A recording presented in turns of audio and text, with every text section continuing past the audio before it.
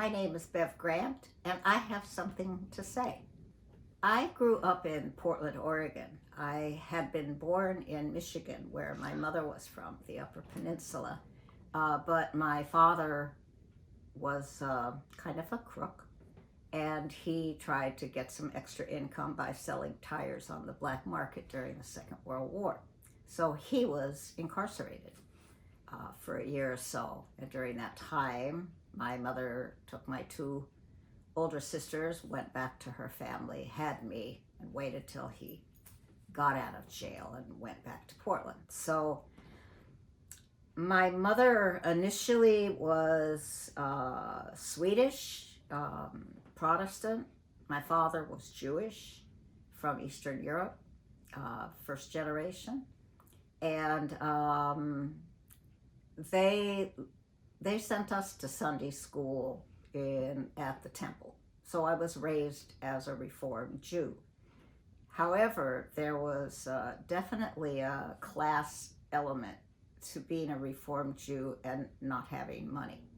And so I think that I felt I could not identify it as class consciousness, but certainly I felt other. I felt other to my rich Jewish classmates, and I felt other in my neighborhood, which was, we were probably the only Jewish family in the neighborhood, and my friends who were Catholic, I could play with them outside, but I wasn't allowed in their house because I was a Christ killer in their minds. I went to New York. I had moved into an apartment, a tenement apartment, bathtub in the kitchen on the Lower East Side on Forsyth Street. And my next door neighbor was a young man from Cali in Colombia. And he was already politicized. He was kind of a little bit intellectual, poetic. We became friends and lovers, and we started going to demonstrations against the war. And we went to an SDS conference at Princeton, November 1966, I think. And there was a caucus called Women's Liberation, and he suggested I go to that. And it was mind-blowing. It just really was like experiencing an epiphany of sorts, of understanding, oh, my life makes sense now. There's a social construct that explains why I was an oppressed woman, and that is something I can do something about. And the caucus had several women from New York, a woman named Pam Allen, who was married to a black historian named Robert Allen, and she now goes by Chewd and lives in San Francisco. But she started having consciousness raising groups at her house on her apartment on the Lower East Side, which is just a few blocks from where I live. And in that particular consciousness raising group, there were some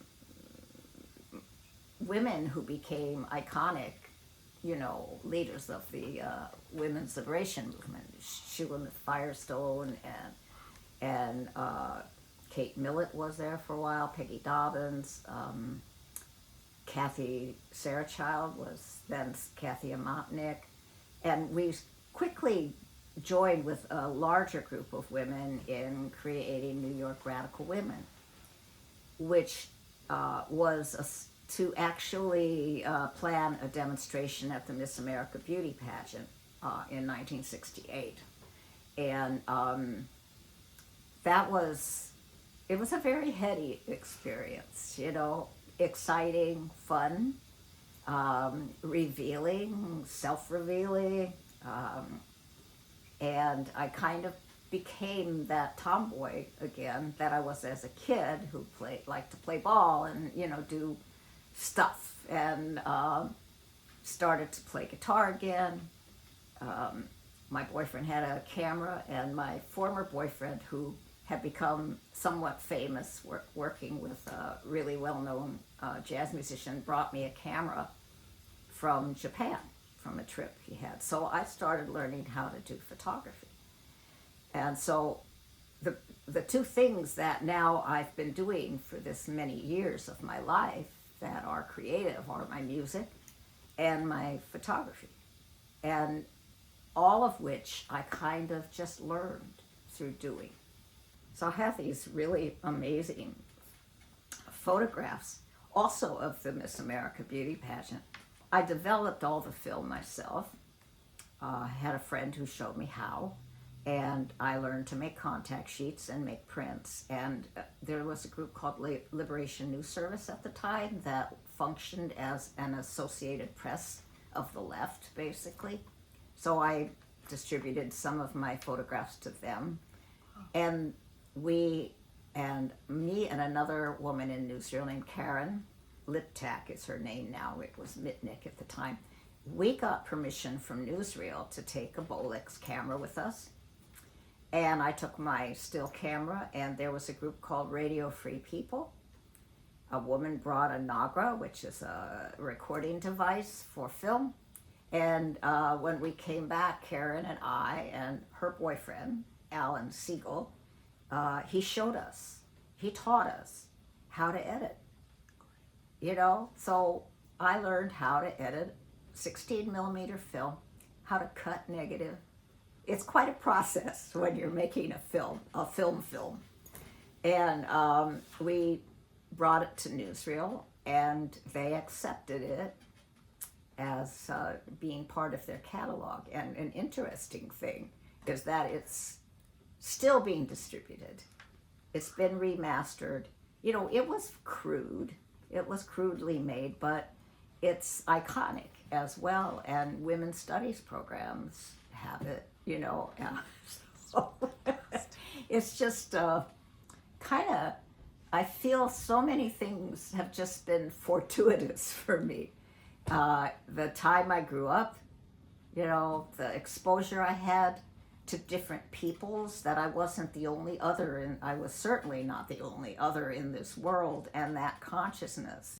And when the Miss America beauty pageant was over, the New York Radical Women's split in two. Half of it became Red Stockings, half of it became Witch, which was really kind of a, I joined Witch because I was, and the way we differentiated the two groups was that Red Stockings would focus on overthrowing the patriarchy, while Witch would those of us who joined Witch believed more that we had to struggle within the larger movement, you know, because we were part of that as well. You know, we were anti-war, you know, we were anti-racist, we were all, you know, not saying the other women weren't that, but it was just a different focus that we had. And so, which our first action was to hex Wall Street, which was a great action. It really was. And, you know, it was full of chanting and dressing up like witches and, you know, going to Wall Street. We were up on the steps of the Federal Building, and you look down at lunchtime, all these men in suits come out and they're looking up at us. I formed a band called The Human Condition. We were doing social justice and, you know, class conscious songs, really. We played together for about 10 years, and then two of the musicians went away, and I started working with a Puerto Rican brother and a woman from Zimbabwe.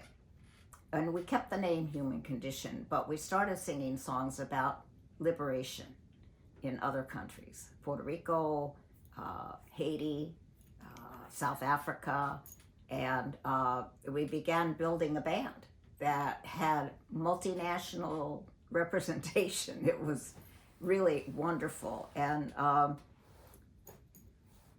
it lasted another 9 or 10 years, and then we stopped, and I was on my own. And then Esther Cohen, we met, and she saw me sing or something, and she invited me to do some delegate assemblies with 1199. All of a sudden, I had this job that I got to design myself, and I found a place where my voice was respected and my opinion about how to use music, because it's really hard when the organizers look at you as entertainment, when that's not what you're doing.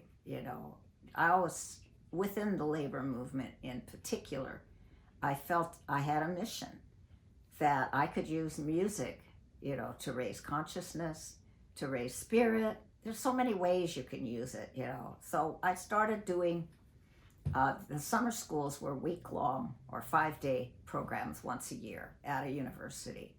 And I was given, permission to do whatever I wanted. And the We Were There show, which was kind of embryonic when I joined We Were There. It was like 4 characters and a film. And I just kind of ran with it and created this multimedia slideshow scripted piece. And I inserted music between the 2 characters on each side that are speaking in the voice of the characters that they're representing. And there are multiple slides being projected, and I'm sitting somewhere in there and inserting either a whole song or a part of a song, Union Made, Which Side Are You On, De Colores, these traditional songs. A woman named Barbara Wertheimer, who wrote a book called We Were There, which was a book about women's labor history. And I read a lot of that. And one day I had been doing the show with a woman named Flo Stern. And we started performing it outside of the school occasionally. And I was sitting in a commons house. She was in one of those community housing things. And I was sitting there one night flipping through the script. And the first character is Sojourner Truth. And she says, "We have plowed and we have planted. We have gathered into barns." And so I wrote it down. And then these words just started to flow. And within a day, I had a song called We Were There, which became the title song of the show, but also went further than that. It's become somewhat of an anthem in some situations where people know the song. Some choruses, like the labor chorus sings it now. One of my favorite things about We Were There, since we've been doing it all these years, is the rehearsals, because we go to a spot at the school. We do it the same way. We have a rehearsal, lasts about an hour. We've sent the scripts ahead. Whoever's organizing the show chooses the character who's going to read which character, and we ask them to try to find a match in ethnicity and race. And for the most part, they're able to, not always. But then we have this, we send the scripts, so people have them in advance. They're encouraged to read them out loud, because reading out loud is different than just reading. And then we go through the show. And sometimes it's very emotional. The characters are amazing women that many of the women who are reading the parts have never heard of. And if they have, they're just, to have those words in their own mouth is moving for them. It's really, people cry. One woman, the last time we did it was up in Massachusetts, and the woman who reads Sojourner Truth was this tall black woman, but she gets up to the microphone and she speaks very quietly these powerful words. And I interrupted her and I said, "Did you know that Sojourner was a preacher?" And she says, "Oh, so you want me to act like a preacher?" And then she got it. one of the beauties of this show is that it can constantly be edited. For example, um, when the fire in Bangladesh at the Tazreen clothing factory happened, I think it was about 12 years ago or so, I was very upset because it was just a mirror image of the Triangle Fire with the doors locked. People couldn't get out. They jumped out the window. I organized a chorus of women called the Brooklyn Women's Chorus that meets just a few blocks from here. And I only retired from being their director during the pandemic. So, I had all these years of we sang We Were There, but other songs that I wrote, being performed by them, and learning how to be a choral director because I had no training, which is like one of the great things that I feel about my life is, and hope other women can learn from, is that you don't have to wait to go to school to learn something before you do it. And this woman, a professor at Marymount College here in New York, she had invited me to come speak to her class a couple years ago and show some of the films I've worked on, and just talk about my experience. And, she said to her class and to me afterwards, she says, I've been studying film for years and I've yet to make a film. So she kind of got it that, that she had been held back by this false consciousness, that you have to be an expert before you do it. But I mean, I've been lucky. I've had people teaching me. You work with other people, volunteer, whatever. I gained so much experience. And I won't say that I have high level skills, but I have enough skill that I can know what I need if I don't have that skill, and either learn it or get someone else to help me do it. People often ask me what advice I have, young people. And on some level, I have no advice because I feel like the objective conditions are different, in many ways worse because of the technology that exists, facial recognition, all of those things, But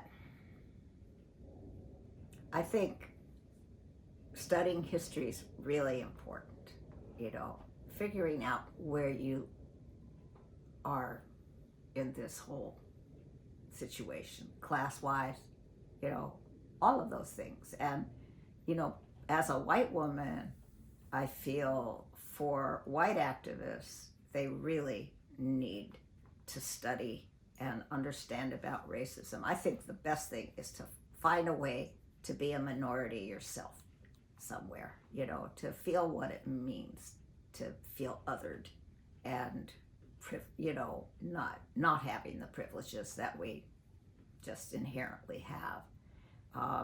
I moved to a block that was mostly Black and Puerto Rican back in the 70s. It's changed now, unfortunately, and become gentrified, but it enabled me to raise my kids who were mixed race. One had a Puerto Rican father, one had a Black father, but it enabled them to feel comfortable. And it enabled me to learn that I had stuff to learn, first of all, and that if I wanted to feel part of it, I had to be of service, and I think that's the thing that has motivated me for most of my life, is that sense of being of service is a reward in itself. And so, I'm 83 years old, and I can still be of service, and I try to be, and without being intrusive. You have to also have the permission of people, you know, if you're trying to help, and know that you don't know everything. And that it's wonderful because you can learn so much, you know. So read a lot and interact with people that are different than you, you know. Figure out how to do that, and don't be obnoxious. Or think that you know more than other people. That's the other thing, you know. Like, I'm always learning. I'm still learning, and I make mistakes, but you can come back from making mistakes, you know. It's just, I'm glad I'm not a young person right now. I don't know what I would do, you know. Yeah. I'm distraught about the future, but I have hope, because you have to. I feel like I did find my voice, you know, and I'm very happy about that. And I still feel I'm learning, you know, and I've got more to learn, so that's good. You know, we raised our voices.